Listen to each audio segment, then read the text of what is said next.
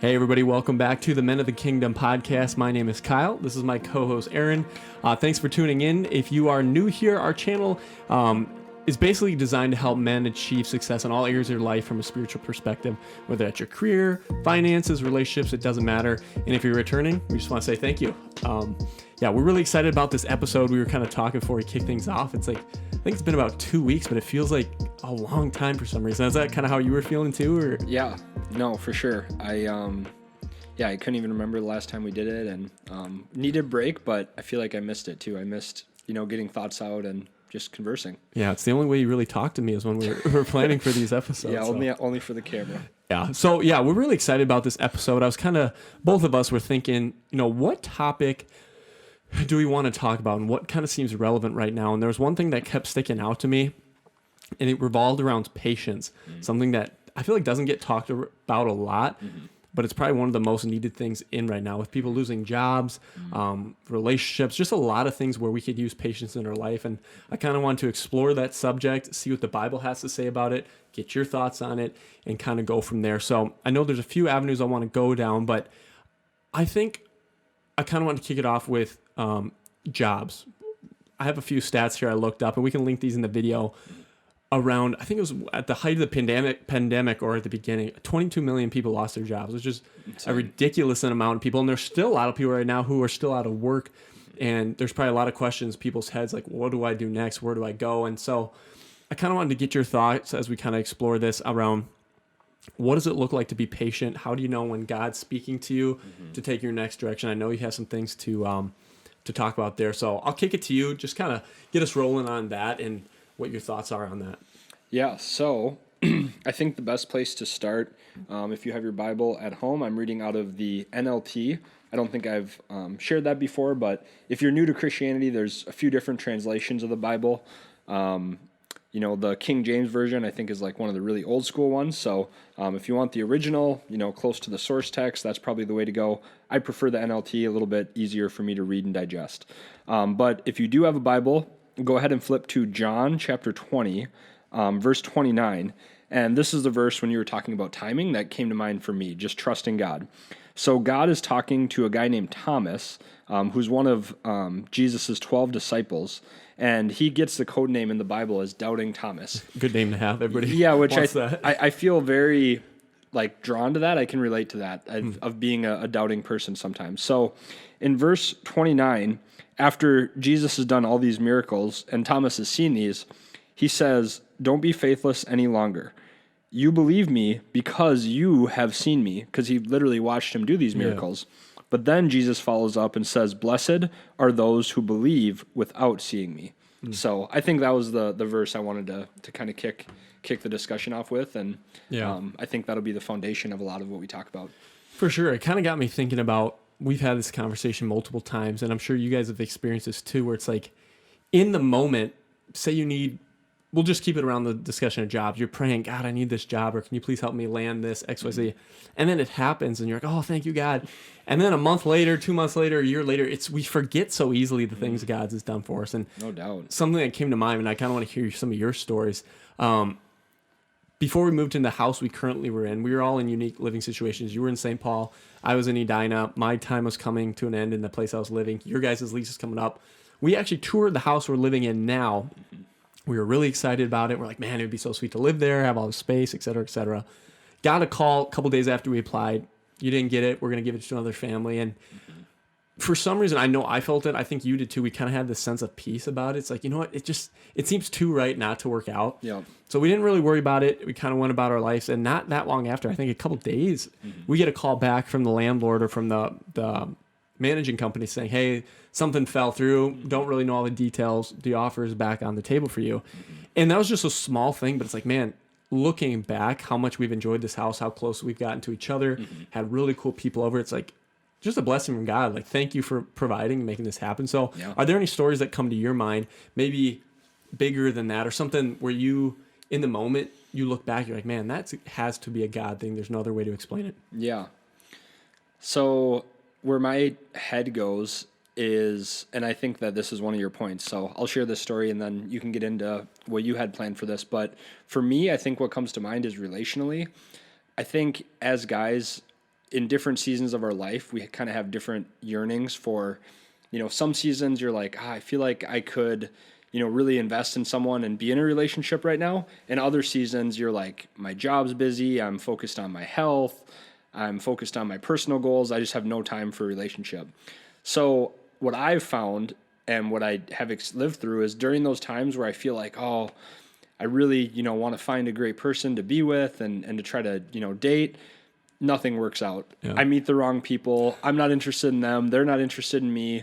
But I find that when I let that go, and my current girlfriend would say the same thing, that we met each other when we just let that go. Yeah. When we totally were okay with being single. And I just think it's funny. I think it's probably from God's perspective is, the Bible's very clear. It doesn't want you to have multiple gods and idols. And I think that for relationships, it can turn into that really quickly. Yeah. It can go from being a healthy, hey, I want someone to experience life with, to I don't feel fulfilled if I don't have that. Yeah. And that's probably where I was. But, I know that me and my girlfriend, before we met each other, we were totally okay if it worked or didn't work.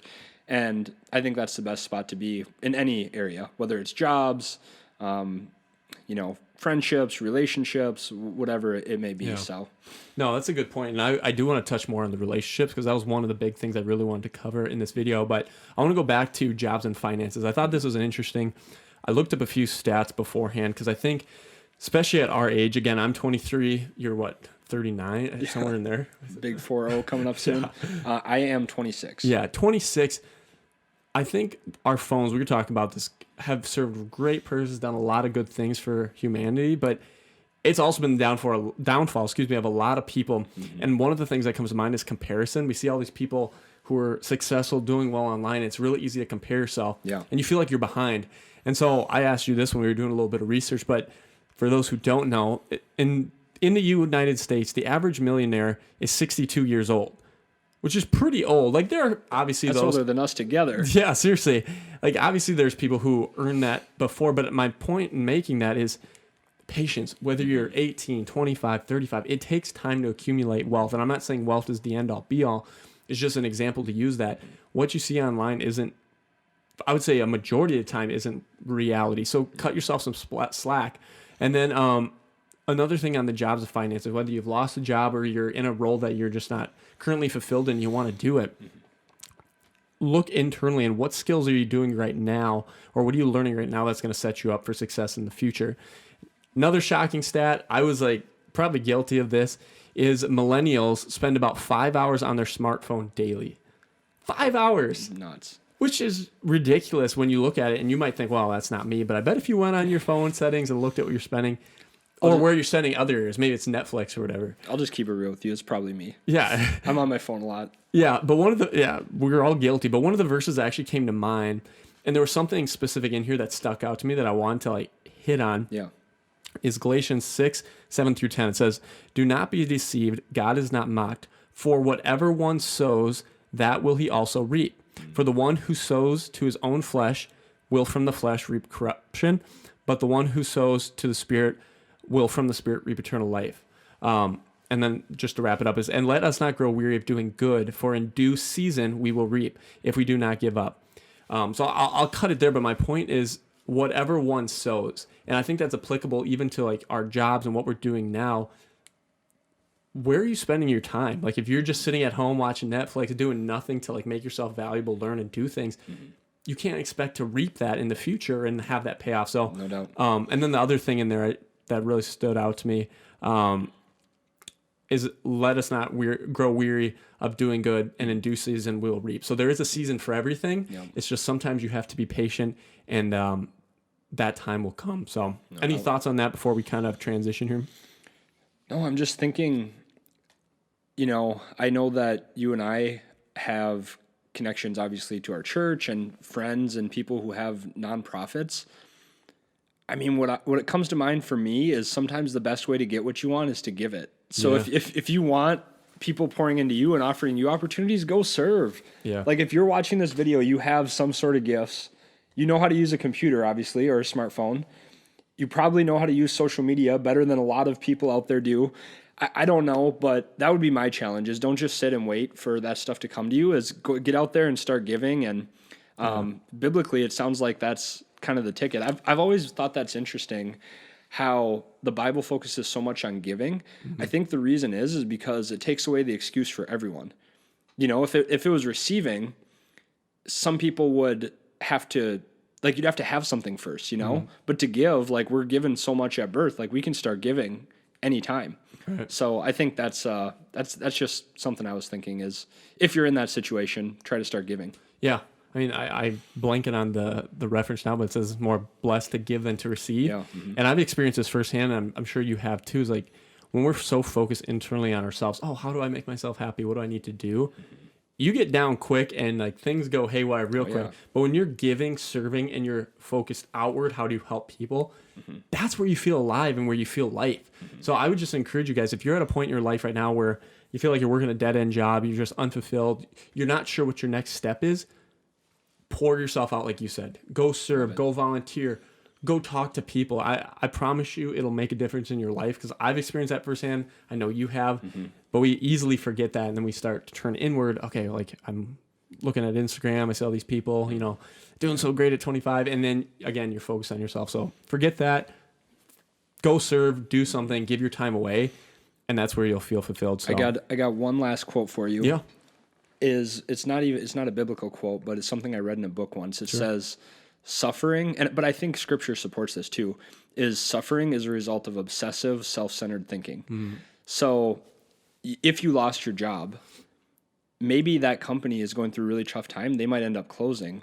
But if you're obsessed with yourself, you're thinking, I'm a loser, I don't have what it takes. It could have not been that at all. Or maybe you losing your job is the best thing that could have happened to you. Yeah. Because God has a way better job ready for you. So yeah, I love where we're going with this, and can't wait to see what you got for some questions for us. Yeah, I do have some questions I want to ask you, and for all transparency, I did run these by him before, so he had some time, because there's some tough ones in there, but I want to get to those at the end when we touch on the second subject that I think is so big right now, especially at our age, and that's around relationships. Guys, I can't tell you how many times I hear people, oh, I just want a girlfriend, I just want a boyfriend. But why? Man, and we'll get into it, but around romantic relationship, you have a lot of experience with things you might have done differently in your past that I want to touch on, because I think it's valuable. I have things I'm going to share as well. But a few stats I wanted to do, because I think, again, we get in this like sense of urgency where you see all your friends, especially at my age. I'm 23, you're 27. You go on Facebook every day, I swear, when your friends are getting married. Yeah. It seems like. And you're like, geez, I haven't had a date in 6 years. You know what I mean? It's just like you start to get like... I feel like you're behind the timeline. So a couple stats here. Maybe it'll help, maybe it won't. But I looked these up. The average age of first marriage for a woman is 27.9, call it 28 years old. And for men, it's 29.7 years old, call it about 30. And not to compare yourself, not if you're 35 watching this, oh, shoot, I am way behind. That's not what I mean to say. Everyone, again, has their season, and God has the timing and the person out there for you. So there's not a set date you need to be married by. But I just thought, it was interesting that it seems like everybody's so young, 20, 22, getting married, but really the average age is a little older than I previously thought. So, I kind of wanted to start talking about romantic relationships and get your advice. Like, what advice would you give to the people who just say they want a relationship to date someone? I know there's people in my life I've experienced that with, and it seems like when you're in that state, it's really easy to settle, or you go for people that might compromise your values or whatever the case is. So I'll let you take it away, and then I'll share a little bit too, but I just want to get your thoughts around that, because I think we just live in a culture right now that revolves around sex, dating, and not that dating's a bad thing. It's a great thing if done the right way, but it seems like we're doing it the wrong way. So let me get your thoughts on that. Yeah, so I think that is probably one thing that I am really proud of, that I do think I've done right, is not settled. Yeah. Like, I had a long season of singleness where I think you probably asked me this, like all my friends were asking me, they're like, why are you not dating anyone? Yeah. And I'll keep it real. Part of that was intentional. Part of it wasn't, you know. Too many crazies? Or what? But, it's like I had a lot going on, but there were definitely times where I would feel like lonely and a little down.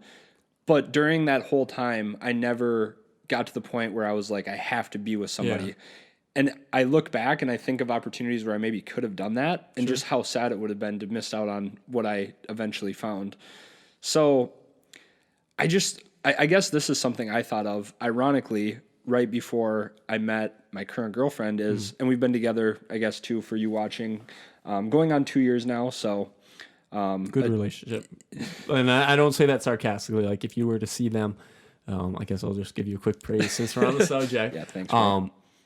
I've known Aaron for a long time, and to see how he's been with other girls to the girl he's currently with. So I won't say her name, but if you're watching, it's pretty sweet to watch how you've grown as a man, how you two complement each other, and to kind of see from a single perspective what a healthy relationship looks like. And I could talk forever on that, so I'll leave it there, but it is really cool. No, I appreciate that. And I think that both of us have grown a lot to where I'm sure there was a point where if I would have met my girlfriend from years ago, I might not have been interested in her now. Yeah. And I know for a fact if she would have met me a few years ago, I would not have been the guy that she would have wanted to date. Yeah. So, but this is something I thought though, before we met, is I was 24, 25, and I thought, what am I in such a hurry for? Say that median age you said, at that time, that's 5-6 years away. Right. Even if it's 35, right? The life expectancy, I think, is close to 80.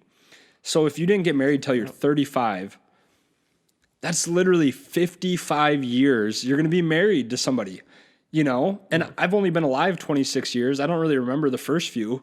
So that's literally multiple lifetimes you have to still live. Yeah. So I just think that, yeah, life can be short, and that's cliche, and obviously we never know what's going to happen. Tomorrow's not guaranteed, but I just think when you look at it through that lens, helps you just kind of chill out a little bit. Yeah. It's one of those things you can't put a date on because like you said earlier, when you stop trying, that's when it seems to flow. And I can't tell you exactly why. I don't know if anyone really can, but when you're constantly out there like chasing, one, you'll either settle for something that's not good for you. Definitely.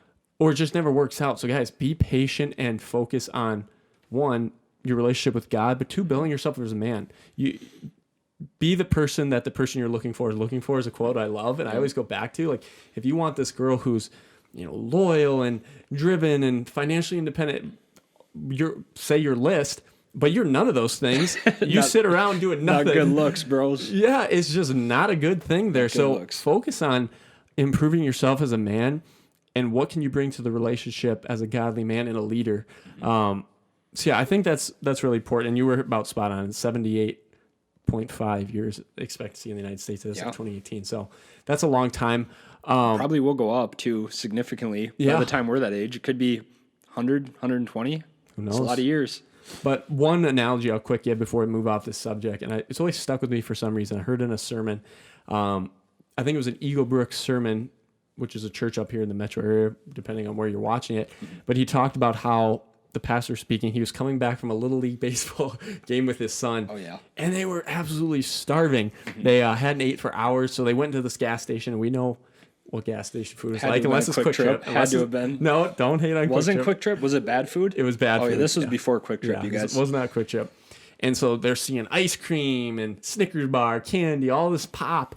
And when you're hungry, you'll settle for things that you know are not good for you. Bought all the stuff, ate it in the car ride, had a good time in that moment. Got home, got sick, you know, the whole works. We all know what happens after that. But the moral of the story is, again, when you're hungry and you're wanting and searching, you'll settle for things that are not good for you. And in the moment, it might, what you think, satisfy that desire and that desire just to be with someone, you might think can wind up literally ruining your life or hurting you significantly and the other person, which is something you don't want to do. We don't ever think about that. We just think, well, how's this affecting me? But like, I know multiple stories. I've experienced things where you hurt the person because it wasn't God's timing. It wasn't the right person. So, yeah, just want that to be an encouragement for you guys who are listening. No matter what age you are, be patient. But on the flip side, and here's one of the initial questions I want to kind of get your thought in, because it's really easy as well to make excuses. So one of the questions, and I have a quick story I think it would be kind of interesting to share. Yeah, let's hear it. Didn't work out the way I wanted, but I think it'll be funny for them. Let's go. So the question I'll pose, and then I'll say, and then you can go, is how do you balance the line between being patient, waiting on God's timing, and just being lazy and complacent? Just using that as an excuse not to take action. Right, I'm chilling. God's got me. So the quick story here. You're not chilling. You're playing too much Xbox. Yeah, I'm PlayStation too much. Quick story here. I was obviously we're during this pandemic. So I work from home every day. You do too. And I'm just getting sick of sitting in the house. I'm like, dude, I got to get out of here, go somewhere. And can't wait to hear this story. yeah, Let's I go. think you know where this is going. And so Aaron was telling me a story about, I forget where, if you got it from a book or video, but basically like you can't expect to do the same things every day. Yeah, miracles happen around people. Yeah. Another one of my favorite quotes. Yeah. You can't do the same thing and like sit at home by yourself and expect to meet people, to do things. So I was like, you know what? I'm going to take that advice to heart. I'm going to go to a coffee shop. I'm going to edit some photos, whatever I was doing. Yep. So I get to Starbucks here in Minnetonka, start chatting with this nice lady who is the barista or whatever they are there. And she took a shining to me for whatever reason. We just had a good conversation. Yeah. I sat down. Well, before that, I asked her like, what's good here? I don't drink coffee. So I'm like, you know what, just whatever you think will be good. She's like, you know what, this one's on me. So like, oh, that's pretty nice. I've never actually had that happen. So I was like, you know what, that's pretty cool. Yeah. I go sit down. 5 minutes later, they bring out the cup of coffee, has her number on top with a heart. I was like, wow, that's never happened either. I was like, this is going well. Like, I took your advice. I'm feeling good. I'm feeling good. Call her a couple days later, no answer. End of story. Doesn't matter. But the moral of the story there is to go out and meet people. You never know what will happen. I have a number of stories I could share, but I just thought that was kind of funny. And second moral, if you're watching this, Starbucks lady, yeah, what happened? We had something special here. Comment below your actual number. Yeah. But no, I thought that was cool. But yeah, I wanted to get your thoughts on that. How do you balance the line between being patient for God's timing and just being complacent and taking inaction? Shoot. Well, that's a good question. And I think I think it comes down to most times, not all the time, but most times, inaction is probably not the answer. So I think you just have to, I would say, whatever it is, you always should be taking some action. Right. But it should be prayerful action. It should be inspired action. And I think what it comes down to, the best answer I could give would be, like, it's a heart thing, probably more than a head thing. Because if you're just in your head and you're acting and you're not reflecting on, what feels good, what feels aligned, I think you can be taking a lot of not aligned action and get somewhere and then end up you are at the wrong destination. So I think action is always good, but it should be balanced with prayerfulness, reflection, all that. And, deciding to wait is still a decision. So be decisive, like we talked about in our last episode. Don't be passive, don't wait. But ultimately, you have to realize that waiting on God is different than just waiting and doing nothing. So you literally stole the words out of my mouth. Yeah. Which is pretty cool, actually. Because I had another verse. It's Psalms 37, 5-9, but I'll skip to the middle. And it basically says, be still before the Lord and wait patiently for him. Fret not yourself over the one who prospered in his way, over the man who carries out evil devices. Refrain from anger and forsake wrath. Fret not yourself. And then it goes on. But the thing that stood out, and it's a really small detail, says, be still before the Lord and wait patiently for him. But it says, be still before the Lord.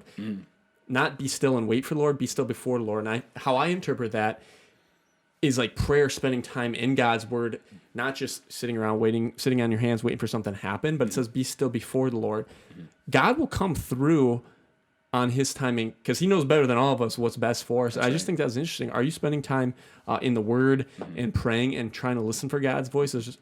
Because I know I've done that in the past where sometimes we always go in prayer, we ask, and I think it's a good thing, but sometimes if you just sit quiet and listen, it's hard to explain until you've experienced it, but the answer comes, and we eventually know what to do. But like you said, there's a difference between just sitting around, but being patient and waiting before God. Right, yeah. I think that was just really encouraging for me. I like that. We should plug this up, too. It's a good time to plug that up. You want me to do it? Yeah, go ahead. I got you it. Got her. So we have these small gospel. These are authentic leather. Funny story, one of our friends gave us these. The first person that she tried to share the gospel with was allergic to leather. So if you're allergic to leather, don't hit us up for one of these. But it's the story of Jesus' life. So if that's a story you'd like to read, comment below, message either of us, and we'll hook you up. We'd love to share. Yeah, I think it's really cool. And obviously our goal with this is to spread the gospel and Jesus stuff. So this is a perfect way. If you don't have a Bible, this thing's a little bit different. I haven't even read through it yet, but it's not really laid out with like Matthew, Mark, Luke, John, the chapters. It kind of is a flowing story of God's life. So, yeah, I think it'd be really cool. If you don't have a Bible or you want something like this, we can definitely get it to you.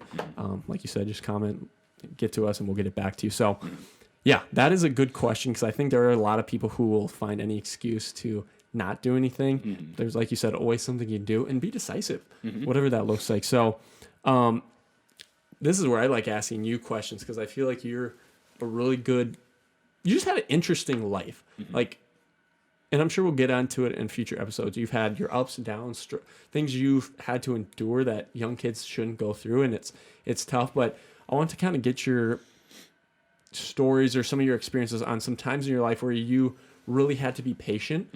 Why was it hard, and how did you handle it in that period of life, whether it's professionally, relationally? I know you touched a little bit on your relationship, but maybe on the professional side. Just kind of want to hear that. So one that comes to mind was probably the toughest period in my life, which was after I had lost a friend unexpectedly. Best friend passed away, 18 years old. So if you're watching this and that's you, would love to connect and just process through that with you. I know it's, incredibly hard. And can I quick say something too? Yeah, go ahead. I just want to say, because that was actually one of our topic ideas. That's a tough thing, losing a parent, friend, relative, whatever it is. Even like breakups are really hard. And that's something we're going to get into on future episodes, because you have a lot to say about that. And I really want to hear it. And some other people I know in my life who have had that happen. So if you are struggling with that, just know we will cover that. But if you have interesting things you want to share, or us to know, or even some advice or things you can give to us, some insight on that topic, we'll put our email here so you can reach out to us. But we'd love to hear it and make this kind of a community where we can learn from you too. So not to cut you off, carry on, but all good. So just that period, I was just struggling. I didn't really want to be around people. And it was actually a professor at SMSU basically forced me to go to an Enactus competition. And it was in Cincinnati, Ohio. I would say probably the most boring big city in the U.S. You're not the first person to say that. Just nothing really fun going on there. But I remember I was in this van, long drive, like 12-hour drive with a bunch of people I didn't know. And I'll save all the details of the story, but I didn't want to be there. If it was my choice, I wouldn't have been there. Right. And that literally led to this day, I absolutely love Enactus. I'd say it's one of my biggest passions. And just amazing to see at that time, again, sort of like we were saying with the relationship, I did not even really want that. I didn't care if I had it or not. Yeah. And at that point, I just followed the next thing, and God turned that into a story that we're still talking about. I mean, that was 7 years ago. So that's what comes to mind, I think, and then in the Old Testament with Joseph, sold to slavery, all this crazy stuff. And it says in there multiple times, your enemies intended this for evil, but I will use this for good. Yeah. So that would be my 2 cents. If you're watching this, if you're going through something hard, just don't give up, hang in, and just have enough faith that somehow some good can and will come out of that. Yeah, I think that is really good. And you had a cool story before here. It's up to you if you want to share it, just about your business stuff. For those who don't know Aaron, he's a very entrepreneurial guy. He's a go-getter. He just loves that stuff. And I mean, if you went through our bookshelf, a lot of it revolves around business, selling stuff. And I think if you want to touch on that story real quick, just about how he had an opportunity he didn't take, and because of that, actually more doors open, really good things happen. I think that'd be a cool story to share if you would want to jump down that quick. Yeah, no, good reminder. I did want to share this story. So we were talking about career stuff. I believe this was the first job I had ever applied for. Yeah. And this is after I'd been in Enactus for a couple of years. So I literally spent thousands of hours consulting businesses. We helped a business grow their profits by 120%. I'd done everything from social media marketing, web, digital advertising, helping with supply chain. We started a few programs from scratch where we were helping people find jobs, all this stuff. Very cool. So our team had done some amazing things. And when we'd go to these Enactus competitions, we'd basically have people hey, can we please, get an opportunity to talk to you guys and hire you, which is what Enactus is kind of for. So if you're a student watching this, highly recommend seeing if there's an Enactus chapter you can join. Yeah. But so I went into this interview. It was at an ad agency and felt so confident. So this shouldn't be a problem. Because quite honestly, the stuff I would have been doing, I don't think it would have really been that hard compared to what I had done. So I left the interview like, yeah, piece of cake, no problem. Got called a few days later, did not get it. Super embarrassed, first of all. Thought I had it in the bag. Yeah, it's the worst. Yeah, it was just not good. Right, similar to the coffee shop. You You're leave, like, you leave feeling good. And biblical verse from that: those who are humble will be exalted; those who are exalted will be humbled. Yeah, learn that firsthand. I know that's one of our friend's dad's favorite Bible verses. He reminds our friend of that very often. Yeah. So from there, and the whole part of that too, like just everything about that felt weird. And then from there, I was getting pushed by a lot of people close to me, like, you should just start your own business.